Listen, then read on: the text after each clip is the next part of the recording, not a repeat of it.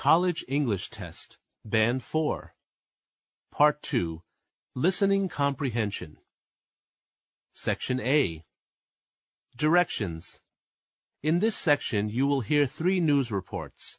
At the end of each news report, you will hear 2 or 3 questions. Both the news report and the questions will be spoken only once. After you hear a question, you must choose the best answer from the 4 choices marked A, B, C, and D. Then mark the corresponding letter on answer sheet 1 with a single line through the center. Questions 1 and 2 will be based on the following news item. It is the end of the road for these broken, outdated, and unwanted electronics. Seoul City throws out some 10 tons of e-waste each year, and about 1/5 of that arrives at this recycling center. But it is not just about earning profits, says the center's CEO, G. It is about protecting the environment. Our planet has a limited amount of natural resources, he said. Our company contributes to a sustainable society by preserving these materials. G says about 90% of what is brought here gets recycled. Accumulating large piles of electronic trash is not only a concern in technologically advanced South Korea. The United Nations reports millions of tons of the world's e-waste winds up in developing countries. There, poisonous materials like lead and mercury pose a severe health risk. That is despite international agreements that ban the export of discarded electronics. Question 1. What is the purpose of recycling e-waste in Seoul's recycling center?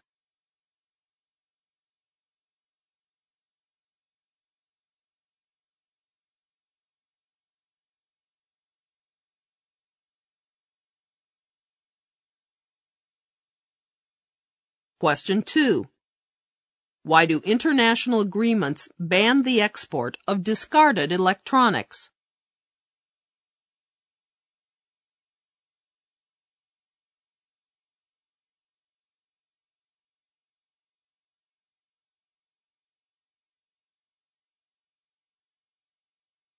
Questions 3 and 4 will be based on the following news item.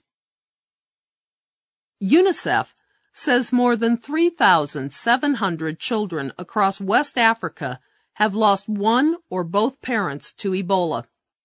Doctors Without Borders, Axel Vandernick, said the growing number of Ebola orphans is a crisis of its own. Child care services in Sierra Leone are almost non-existent. Ministry of Health Social Services Officer Doris Manser is in charge of running Kailahun's first Ebola Children's Center for Orphans. She said, "It's difficult for us to find family members, so this temporary care center was established to basically ensure that we get the children from the treatment center." Vandernick said it can be hard to find surviving family. Ebola is wiping out entire families because the disease spreads inside the families easily. Doris said she hopes the new center will help the growing number of orphans, but she worries about their future. Vandernick hopes there will be many child care centers set up across Sierra Leone. Question 3. How many kids have lost parents to Ebola in West Africa?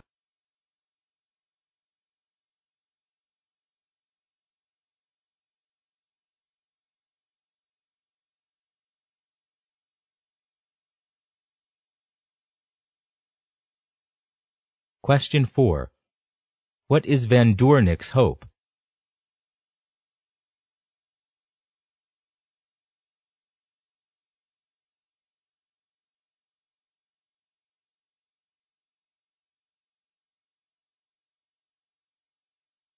Questions 5 to 7 will be based on the following news item. A new study says the speed and severity of climate change could cause major damage to small African farms. These farmers are already struggling to deal with the effects of climate change. The study was released at the African Green Revolution Forum in Addis Ababa. It is called the African Agriculture Status Report. Small-scale farmers are the major support for African agriculture. About 70% of the rural populations in sub-Saharan Africa are small-scale farmers. They produce about 80% of the food needed in Africa. About 90% of these farms are rain-fed, which means that they depend on the weather. Weather is rainfall. Weather is drought. Weather is an increase in temperature. They are more exposed to these climate effects than any other part of the world. On top of that, most of them use their own labor or family labor. They are not mechanized. The report says farmers in sub-Saharan Africa are also dealing with rising temperatures. This major rise in temperature brings a lot of issues to Africa food security. It is going to affect reduction in yield, increase in vulnerability to harmful insects and diseases that will kill most of the domestic animals. Question 5. What will cause serious damage to small African farms?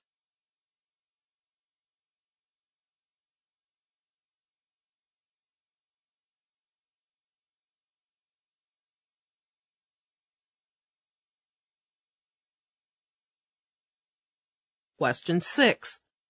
What do we learn about African agriculture from the news report?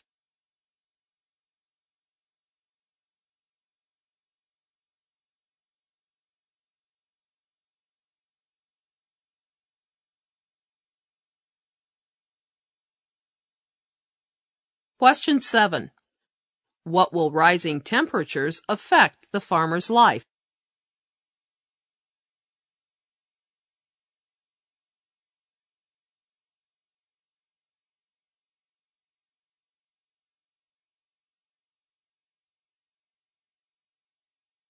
Section B. Directions. In this section, you will hear 2 long conversations.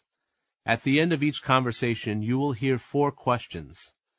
Both the conversation and the questions will be spoken only once. After you hear a question, you must choose the best answer from the 4 choices marked A, B, C, and D. Then mark the corresponding letter on answer sheet 1 with a single line through the center. Conversation 1. I'm sorry, but I can't let you check out these books. What do you mean? Wow, the computer shows you got an overdue book, artwork, out since last September. But that's impossible. I only started going to this school last month, and I'm a business major, not an artist. Oh, this is pretty strange. Let me look out the records. Okay, you are Richard Smith. Yeah? You live at 5033 Western? No, I am living on campus in the new... You did say you are Richard Smith, right? Yeah, well, my full name is Richard James Smith, but I usually go by Richard Smith. Let me check one more thing on the computer. Aha, I see now. There's another Richard Smith in the class. Richard L. Smith. And it looks like he's the one who's got the overdue book checked out. Another Richard Smith? No kidding. So I guess you two never met. No, but I think I should probably try.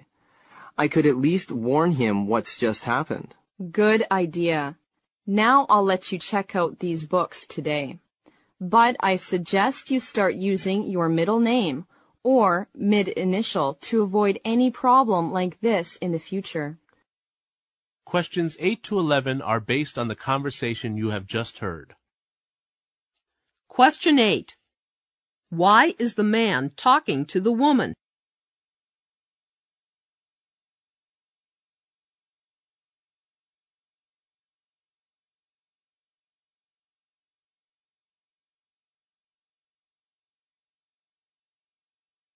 Question 9. Why does the man mention that he is a new student at the school?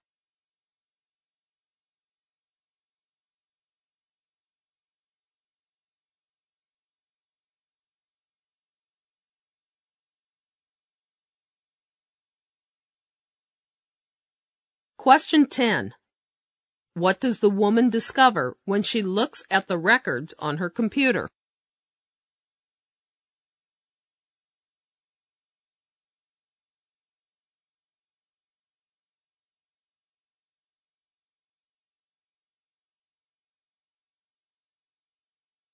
Question 11. What does the woman suggest the man do in the future?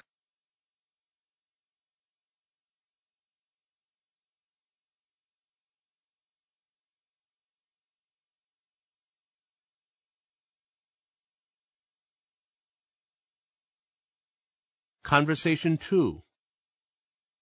Belinda, the game will begin soon. I can't wait to watch the game, Martin.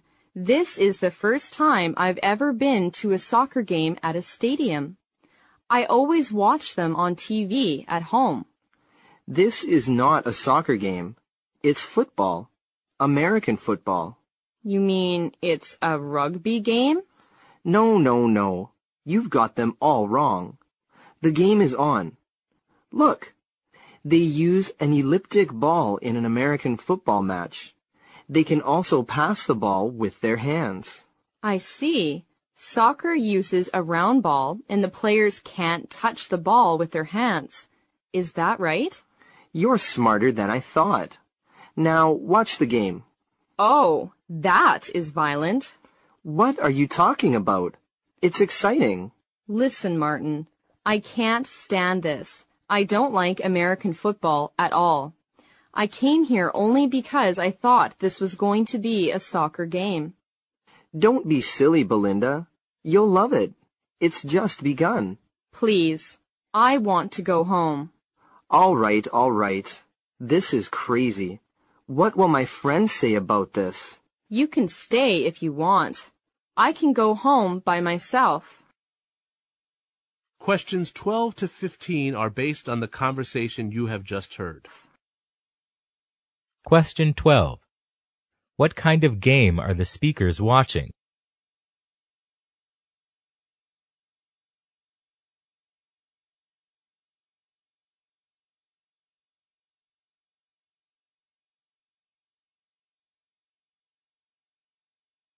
Question 13. What do we learn about American football from the conversation?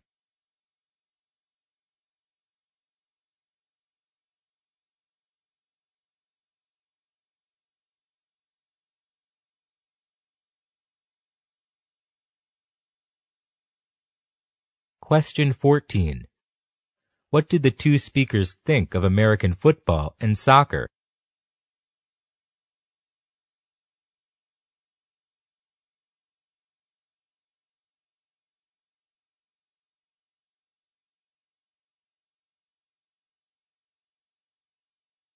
Question 15. Why did the woman come to watch the game?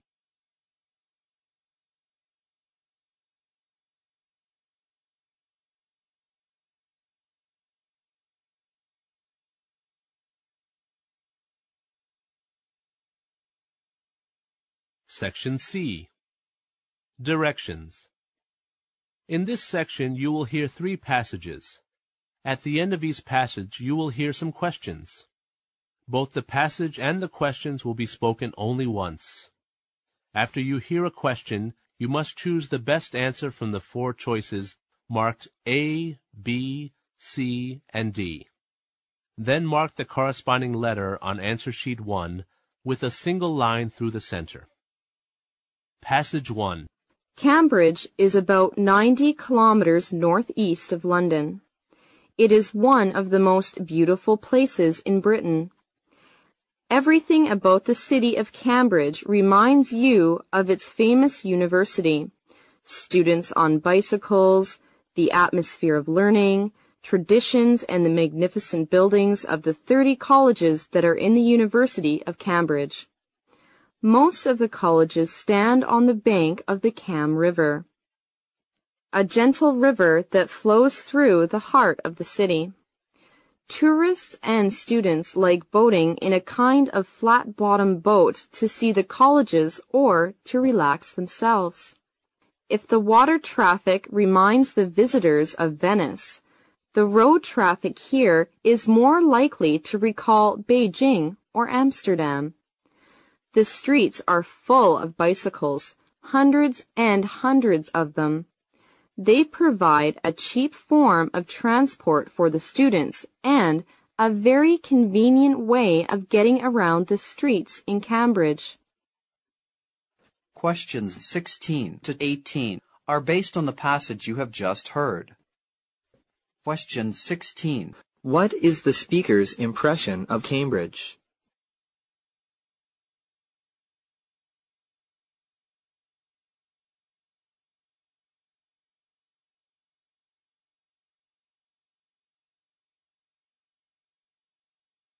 Question 17. What do tourists enjoy doing in Cambridge for relaxation?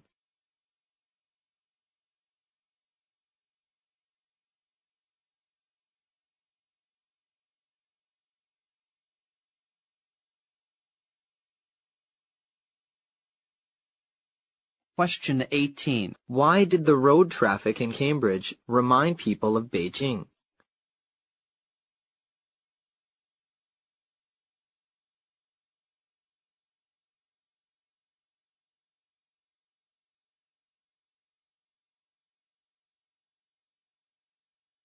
Passage 2.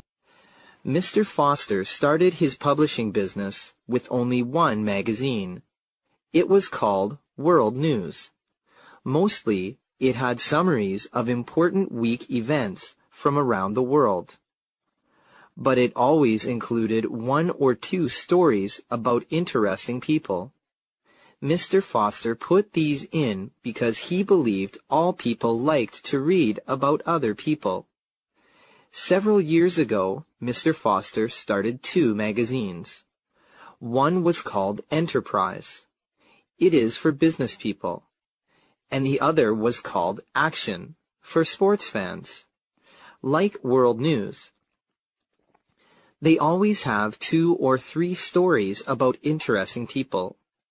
5 years ago, Mr. Foster got another idea for a magazine. He wanted this one to have even more stories about people than the others, and to have more photographs. This one was named Faces and Places. From the very beginning, it was a big success. Questions 19 to 21 are based on the passage you have just heard. Question 19. What is Mr. Foster's profession?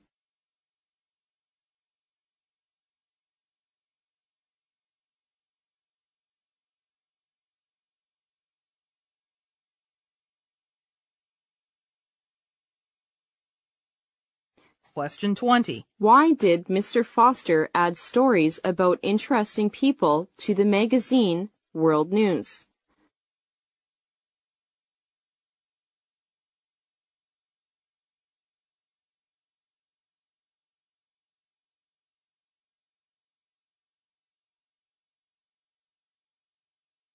Question 21. Who would be interested in the magazine Action, according to the passage?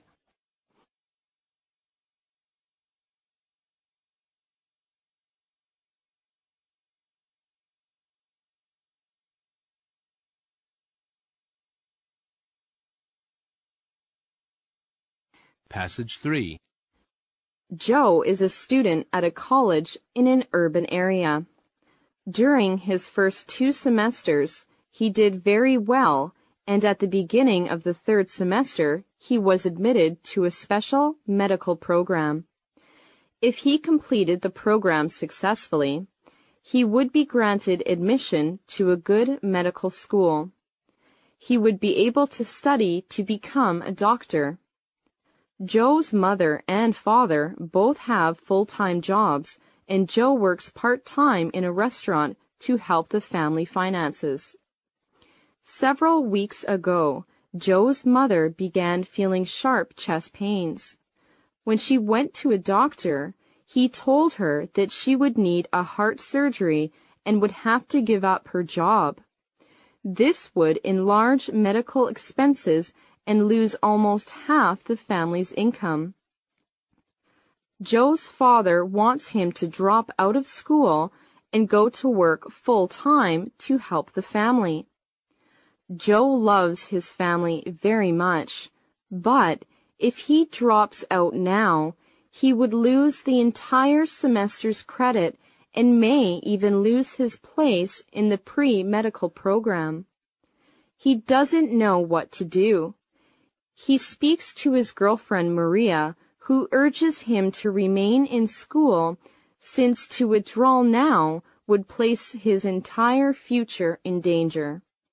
He also speaks to his cousin Carol, who tells him that his first duty is to help his family get through the difficult times. Questions 22 to 25 are based on the passage you have just heard. Question 22. When was Joe admitted to the special medical program?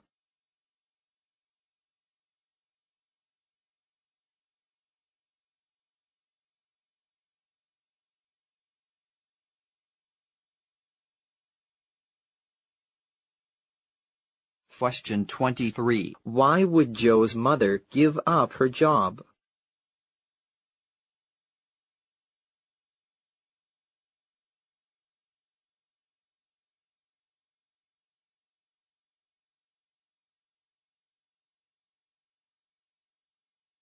Question 24. Who advised Joe to give up his studies?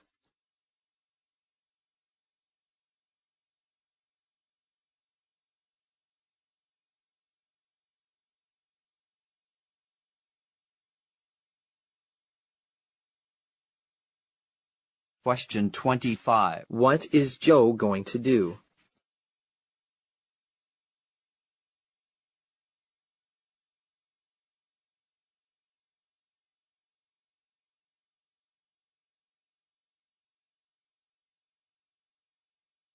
This is the end of listening comprehension.